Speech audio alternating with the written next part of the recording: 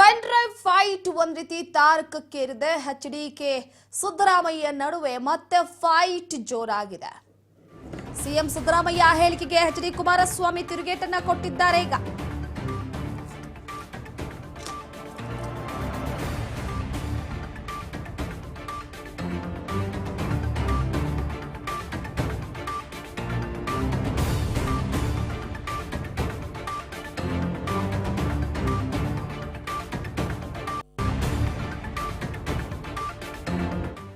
CM ಕುರ್ಚಿಯಲ್ಲಿ ನೀವು ಕೂತಿದ್ದೀರೋ ಇಲ್ಲ ಊಸುರುವಳ್ಳಿ ಏನಾದರೂ ಕೂತಿದ್ದೀರೋ ನನಗಂತೂ ಅನುಮಾನ ಅಂತ ಎಚ್ಡಿ ಕುಮಾರಸ್ವಾಮಿ ಅವರು ಸಿಎಂ ಸಿದ್ದರಾಮಯ್ಯ ವಿರುದ್ಧ ಕಟು ಟೀಕೆಯನ್ನ ವ್ಯಕ್ತಪಡಿಸಿದ್ದಾರೆ.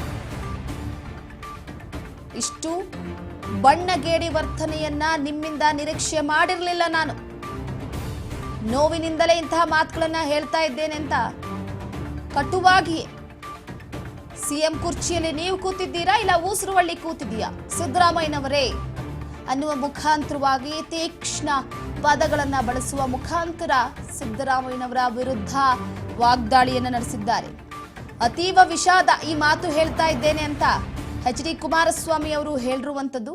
ಮಾತೆತ್ತಿದ್ರೆ ನಾನು ಲಾಯರ್ಗಿರಿ ಮಾಡ್ತಾ ಇದ್ದೆ ಅಂತಿದ್ರಿ, ಸುಮ್ಕೆ ಕುತ್ಕೊಳ್ಳಿ ಅಂತ ಎಲ್ಲರ ಬಾಯಿ ಮುಚ್ಚಿಸ್ತಾ ಇದ್ರಿ, ಈಗ ನೀವೇ ಬಾಯಿ ಮುಚ್ಕೊಳ್ಳುವ ಪರಿಸ್ಥಿತಿ ಬಂದಿದೆ ಎನ್ನುವ ಮುಖಾಂತರವಾಗಿ ವಾಗ್ದಾಳಿಯನ್ನ ನಡೆಸಿರುವಂಥದ್ದು. ಒಂದು ಕಡೆ ಪೆನ್ ಡ್ರೈವ್ ಪ್ರಕರಣ ಮತ್ತಷ್ಟು ತೀವ್ರತೆಯನ್ನ ಪಡೆದುಕೊಳ್ತಾ ಇದೆ. ಈಗ ಇದರ ಜೊತೆಗೆ ಎಚ್ಡಿ ಕುಮಾರಸ್ವಾಮಿ ಅವರು ಟ್ವೀಟ್ ಮಾಡುವ ಮುಖಾಂತರವಾಗಿ ವಾಗ್ದಾಳಿಯನ್ನ ನಡೆಸಿರುವಂಥದ್ದು.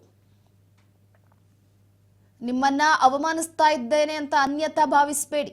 ವಯಸ್ಸಿನಲ್ಲಿ ದೊಡ್ಡವರು ನೀವು, ಆದರೂ ಕೂಡ ಈ ರೀತಿಯಾದಂತಹ ಕೆಲಸಗಳನ್ನ ಮಾಡ್ತೀರಾ ಅಂತ ಅಂದಿರಲಿಲ್ಲ. ನೀವು ನಿಮ್ಮ ಇಡೀ ಕಾಂಗ್ರೆಸ್ನವರು ಏನೇ ಮಾಡಿದ್ರು ಕೂಡ ಅಂದರೆ ಟ್ವೀಟ್ ಮುಖಾಂತರವಾಗಿ ಕಟುವಾಗಿ ಮಾತನಾಡಿರುವಂಥದ್ದು. ಇಲ್ಲಿ ಸಿಎಂ ಸಿದ್ದರಾಮಯ್ಯನವರ ಹೇಳಿಕೆಗೆ ತಿರುಗೇಟನ್ನ ಕೊಟ್ಟಿದ್ದಾರೆ. ಅದರ ಜೊತೆಗೆ ಕೆಲವೊಂದಿಷ್ಟು ಪದಗಳನ್ನು ಕೂಡ ಬಳಕೆ ಮಾಡಿದ್ದಾರೆ. ನೊಂದ ಮಹಿಳೆಯರ ವಿಡಿಯೋಗಳನ್ನು ಜಾಲತಾಣದಲ್ಲಿ ಹಂಚೋದಾಗಿರ್ಬೋದು, ಹರಡೋದಾಗಿರ್ಬೋದು, ಅದು ಮುಖ್ಯವಲ್ಲ. ಇಲ್ಲಿ ನೀವು ಸಿಎಂ ಕುರ್ಚಿಯಲ್ಲಿ ಕೂತಿದ್ದೀರೋ ಇಲ್ಲ ಊಸುರುವಳ್ಳಿ ಏನಾದರೂ ಕೂತಿದೆಯಾ ನನಗಂತೂ ಅನುಮಾನ ಎನ್ನುವ ಮುಖಾಂತರವಾಗಿ ಇಷ್ಟು ಬಣ್ಣಗೇಡಿ ವರ್ತನೆಯನ್ನ ನಿಮ್ಮಿಂದ ನಾನು ಬಯಸಿರಲಿಲ್ಲ ಎನ್ನುವ ಹೇಳಿಕೆಯನ್ನು ಕೂಡ ಕೊಟ್ಟಿದ್ದಾರೆ. ಒಂದು ಕಡೆ ಕುಮಾರಸ್ವಾಮಿ ಅವರು ಸರ್ಕಾರದ ವಿರುದ್ಧ, ಸಿದ್ದರಾಮಯ್ಯನವರ ವಿರುದ್ಧ ಎಚ್ಡಿಕೆ ಕುಮಾರಸ್ವಾಮಿಯವರು ಡಿಕೆ ಶಿವಕುಮಾರ್ ಅವರ ವಿರುದ್ಧ ವಾಗ್ದಾಳಿಯನ್ನ ಮಾಡೋದಂತೂ ನಿಲ್ಲಿಸ್ತಾ ಇಲ್ಲ.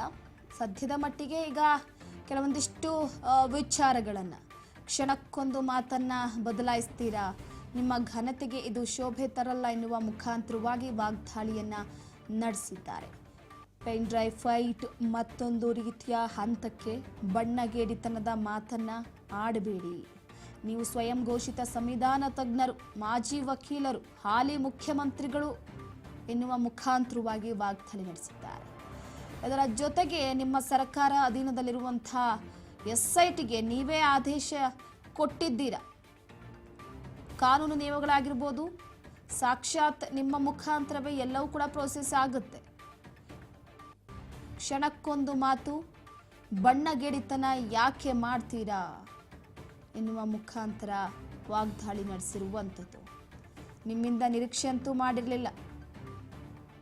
ಅಪರಾಧವೋ ಅಶ್ಲೀಲ ವಿಡಿಯೋಗಳನ್ನು ವೈರಲ್ ಮಾಡಿದ್ದು ದೊಡ್ಡ ಅಪರಾಧ ಎನ್ನುವುದು ಯಾವ ಸೆಕ್ಷನ್ನಲ್ಲಿದೆ ಉಲ್ಲೇಖಿಸ್ತೀರಾ ಅಂತ ಪ್ರಶ್ನೆಯನ್ನ ಕೂಡ ಮಾಡಿದ್ದಾರೆ.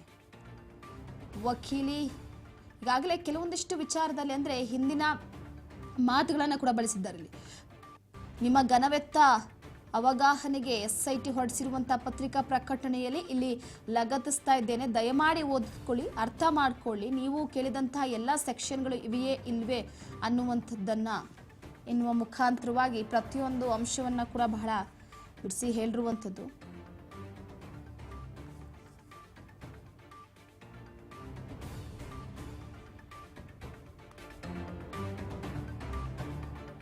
ಈಗ ಈ ವಿಚಾರವಾಗಿ ಮಾತನಾಡುವುದು ಸರಿಯಲ್ಲ. ಸಿದ್ದರಾಮಯ್ಯ ಸ್ವಯಂ ಘೋಷಿತ ಸಂವಿಧಾನ ತಜ್ಞ.